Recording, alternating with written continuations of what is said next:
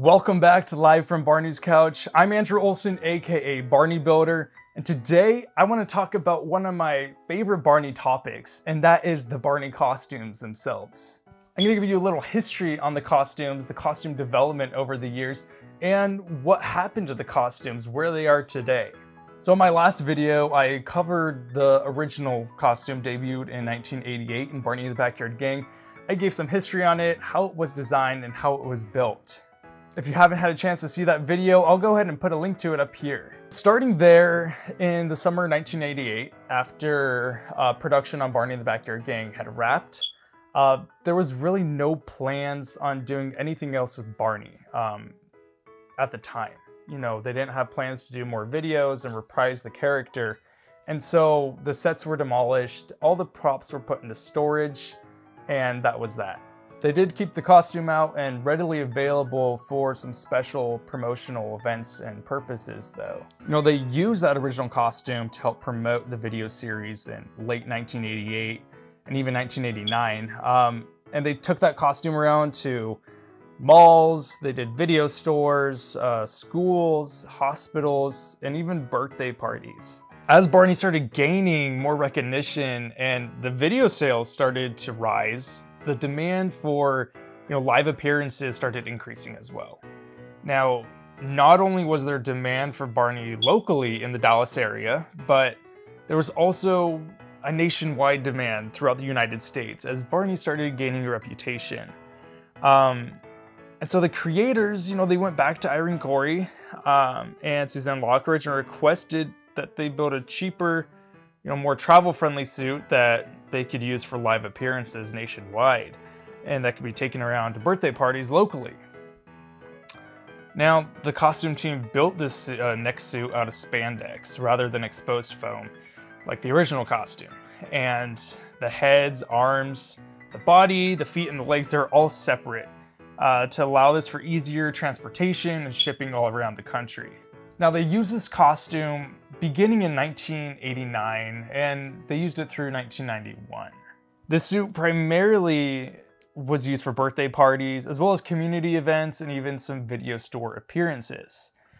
By late 1989, the Lions group felt that there was a big enough demand to reprise the character for a second set of videos, and by this time, they were running into a problem.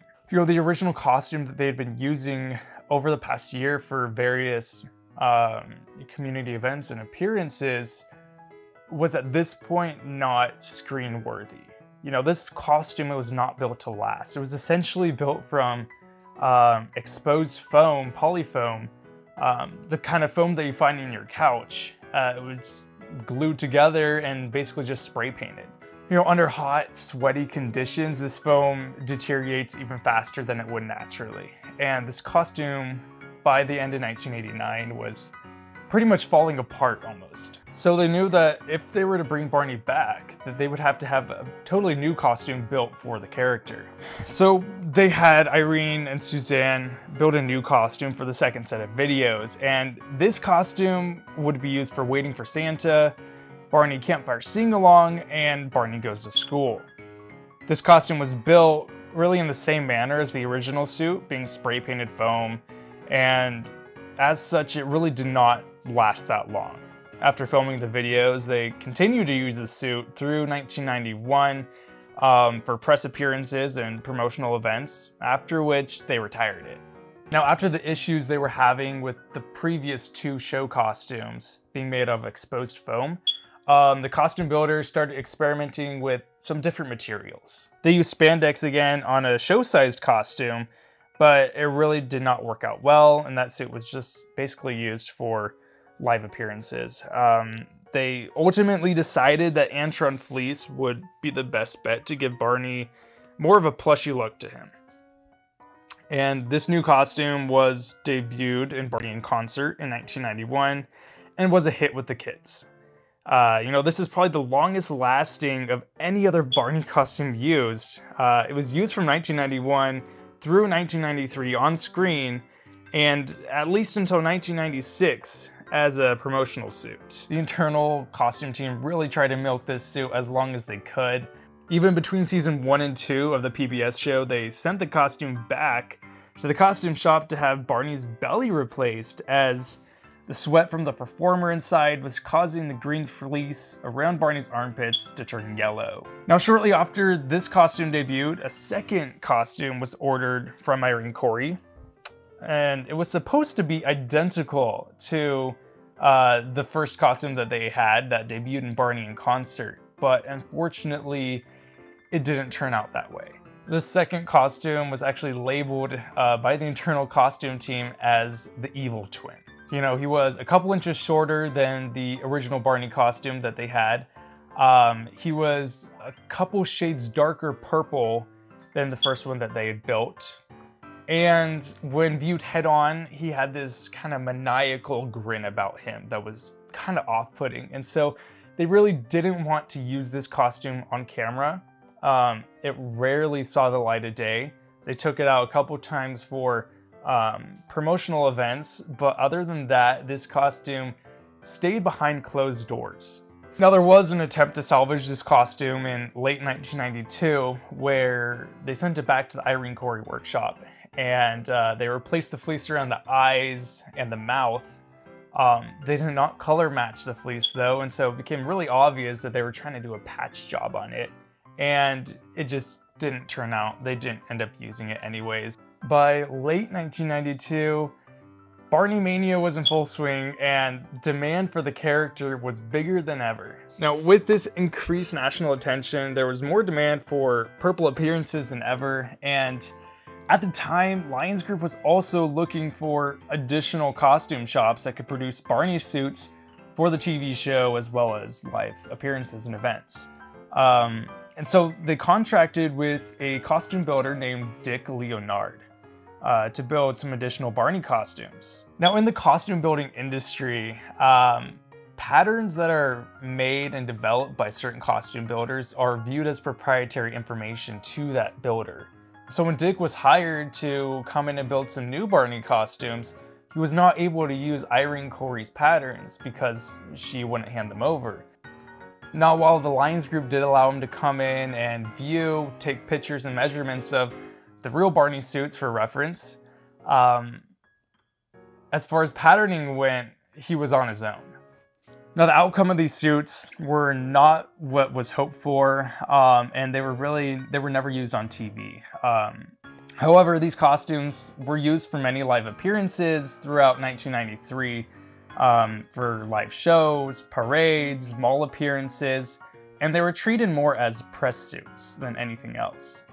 Now, in 1993, the Lions Group internal costume team knew that they needed to start standardizing Barney's image to allow costume builders to replicate him a lot easier.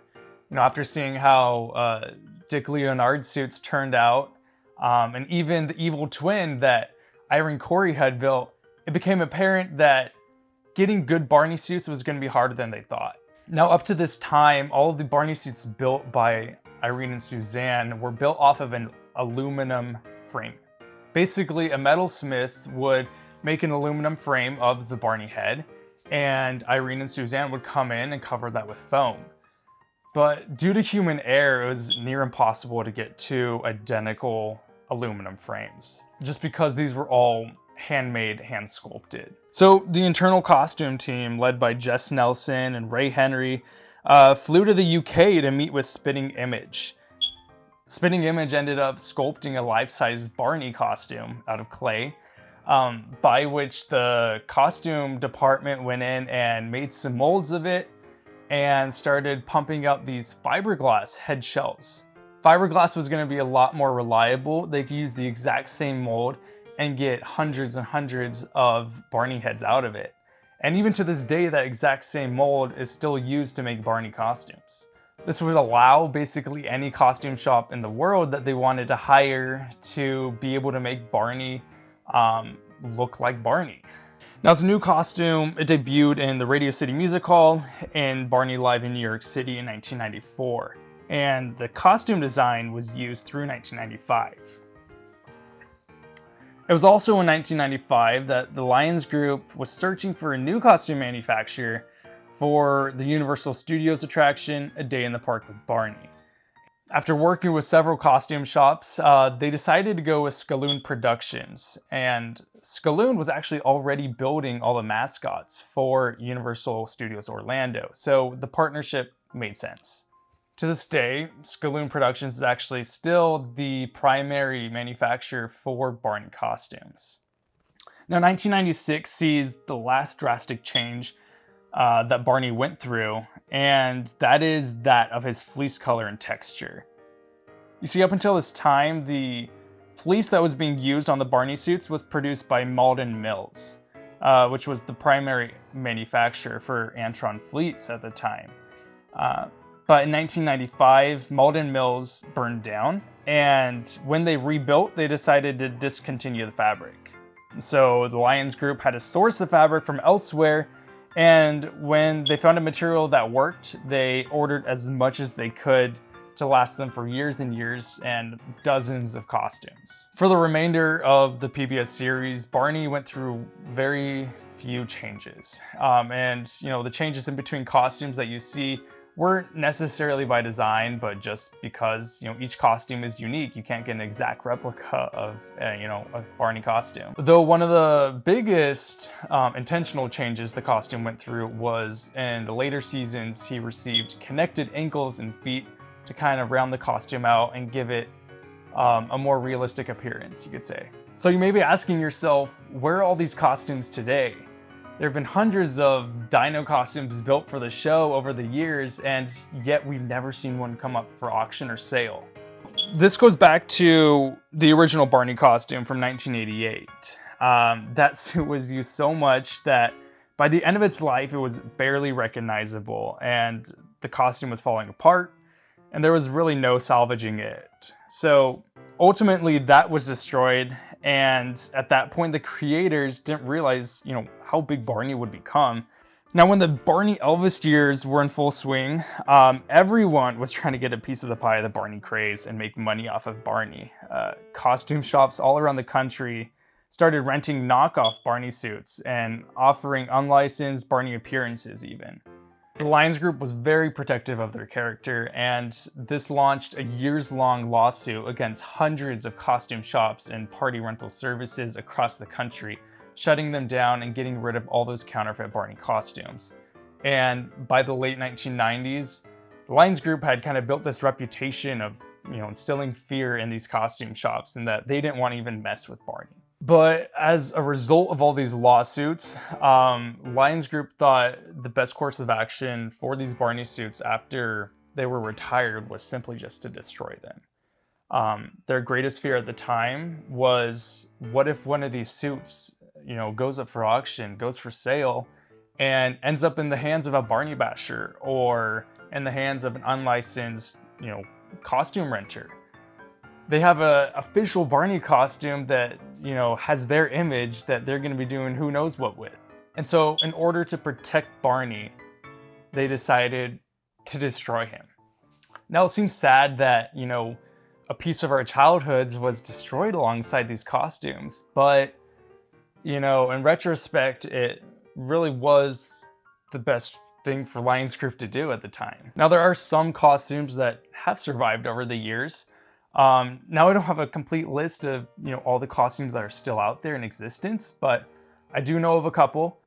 The final costume used on PBS I do know is still around. It last made an appearance in 2019. Mattel Appearances, managed by Skaloon, also has a couple of Barney costumes that they take out, and you can actually hire Barney if you're having a fair or a live event, a big public event. You can actually hire him to come out and do a sing-along show, and they still manage those costumes. Similarly, there's Kodomo in Canada that also has a Barney costume they take out for live appearances. Blue Horizon Licensing that has one for South African appearances. And I think there's still one floating around somewhere in Dubai. Now there may be more suits out there, but we just don't know at this point. Now I want to shift gears a little bit and show off some of my collection and what I've added to my collection over the past couple of weeks. If you watch my last video and some of my previous videos, you'll see that I'm a really big Barney collector. And I add, a lot of items every month into my collection. And so I just wanted to showcase some of these collectibles to you today. Now this is a fun little guy that I picked up a couple weeks ago. This is a Cowboy Barney plush. These were never sold, and I hear there's only about 200 of these produced. These were made for a video trade show that was held in Dallas in 1993. And the Lions group were handing these out at their booth to people that came by. So really rare, and I'm happy I found it. My birthday was a couple weeks back, and my mom really knows that I love Barney stuff. And she found this Barney bag for me, still in its package. And I don't have one of these, and I love it. Love the Barney bag. Now both of these were really fun finds. I think I found these on eBay. They are mugs or sippy cups, I guess, from 2 of the tours. They have Barney's Musical Castle on this one, and this is Barney's Big Surprise. And I think there's another one for Barney's Colorful World. I haven't been able to find that yet. And I thought these were cute and fun, so I got them together. I like going to thrift stores from time to time. I'll rarely find Barney stuff there, but once in a blue moon I do. And I picked this little Barney train up at a thrift store for about $5 a couple weeks ago. So I had to buy him. Now also for my birthday, I got this Barney cake pan, still in its package and its bag. A couple weeks back, I found this jumbo BJ plush on eBay, and these are pretty rare, pretty hard to come by. He's, I don't know, about 2 feet tall. I think this is the biggest BJ plush that was ever made. He was made by Golden Bear, and I just couldn't say no when I saw him, so I got him. This is another really fun item that I picked up a couple weeks ago. It's a watch with the Barney's Great Adventure logo on it. Now, I'm not sure if these were promotional items or crew and cast gifts. I talked to Bob West, and he couldn't remember. He says he thinks he has one somewhere still, but couldn't remember if they were promotional or just exclusive to the cast and crew. But either way, I'm happy I found it. It's still in its package, still has plastic on. It's never been used, and picked it up for about $50, so I thought it was a pretty good steal. I want to thank you all for watching today. If you made it to this point in the video, thank you so much. I really appreciate it. If you subscribe to my channel, it really helps me out in helping produce more Barney content. If you like this video, I appreciate a like below. If you have suggestions for future videos from me, go ahead and leave those in the comments below, and I'll try to get to them. Once again, I'm Andrew Olson, aka Barney Builder, and we'll talk to you next time live from Barney's couch.